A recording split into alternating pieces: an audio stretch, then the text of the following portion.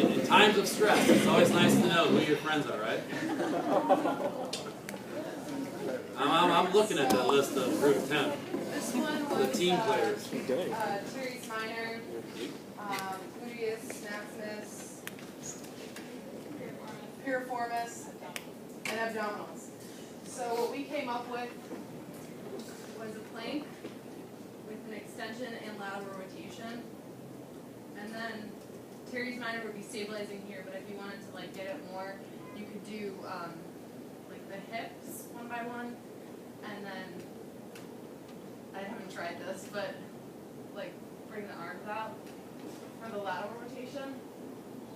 But Teres Minro would be stabilizing in that position, so. Okay. Isn't it? What do you guys think about that? Anyone seen something like this before? Yep. Yeah, I've seen like that plank position, but you take the opposite arm and leg out at the same time. Is that everything? Yeah, I can't do that. Does everyone know what we're referring to there as well? I mean, again, part of what that stuff is, the plank is kind of a Stu McGill, exercise, and this derivation that Chris just mentioned is sometimes referred to as the bird dog. I mean, you might hear that. You guys ever call it? Okay.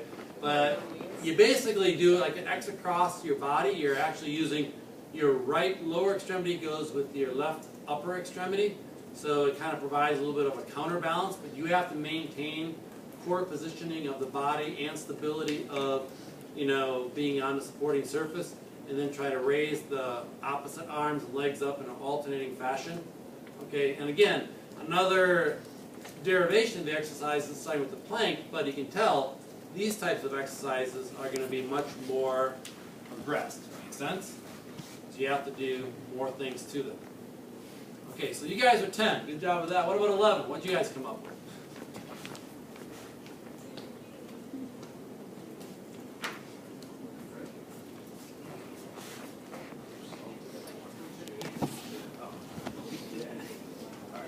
Oh, what's going to do right here? We're all turn based.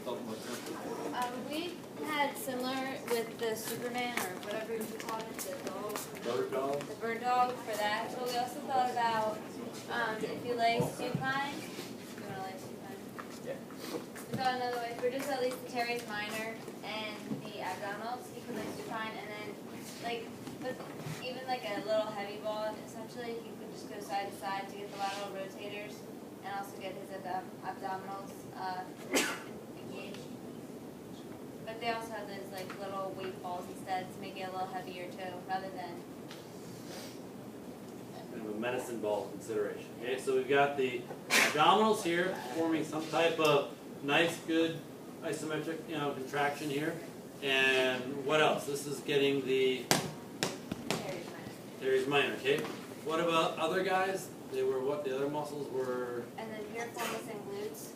So we did like 2 exercises. So then for piriformis and glutes, we thought you could be on all fours, and instead of like raising the opposite arm, you could just kick back. And that's essentially it. And sometimes this will be viewed as, just a subcomponent of that kind of bird dog situation. So you guys broke it into 2 and left it at that. And sometimes that's what you have to do. Everyone all right with that? Okay, and the last group, right? We're down to number 12. What did you guys come up with?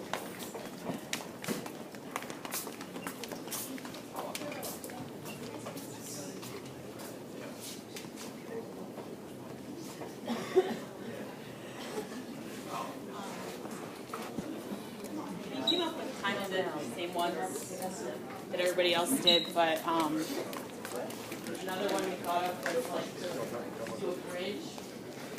You can either do like supine and then just lift, and then you're doing the isometric with the abdominals, and then doing extensors, or this is really big ball. Put your feet up on a ball and then lift. And of course, you got the therapist assisting, but once you get really good, Carrie, what's going to happen to the therapist? Yeah, she's going to go away, right? But that plays a role in the sense that using these balls, this has become like a kind of a big expanse of what opportunities kind of are existing for us to do some of these core exercises for stability, because it starts out with, you know, something that people used to kind of bounce on and get coordination from, but then it's been used this idea, if you can go ahead and use this as part of your base support in any means that you have to actually provide balance on that, it really makes it a lot more difficult for you to do some of these, you know, tasks. We all right with that? All right, so here's what I want to have you guys, thanks guys, okay. We're at the last couple seconds here. Here's what I want you to think about, kind of tying stuff up here. A lot of people came up with some similar ideas. Sometimes it was because faculty may have had something to say, but surprisingly, you guys, I think, really had some of the basics down and started to package them together properly. And I think that's what you want to be able to do, is if you know you have to work at certain muscles and try to put them together, if you're following certain principles, you're going to find yourself kind of coalescing into similar types of activities. But that concept of combining your exercises is going to make a huge difference in how you demand time from your patient. If you can do so in a very efficient fashion, you'll find that adherence levels go way up and your outcomes start to improve, okay? So keep that in mind. Just go ahead and writing up a simple little, you know, stick figure diagram or using some of that, that may not be as effective as some of these concepts. And part of what it is too, you know, we haven't really done this, although of course Tori's around here someplace with the iPad, right? Oh, there she is, right there. So she's filming all this stuff too, and this is something that works very nicely. You can pull out some of these exact exercises done exquisitely well with great, you know, vocal overlays from YouTube, and there's nothing wrong with using them.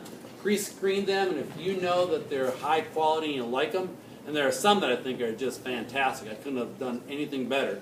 Okay, there's nothing wrong with having like an electronic data bank and just sending those kind of links to people so that they can see them. That works beautifully. Or if you use your cell phone and take a picture, or your iPad, take a picture for them and send it to them, you know, with exact, you know, statements or cues that you believe the patient can benefit from. That is a big leap forward than just using the typical static picture. Make sense? So we have to make use of the technology that's available to us. So I think you guys are actually in a much more fun time for working with exercise programs than I ever was when I was your age. So lucky you. Anything you guys want to add? Okay, super. So what we'll do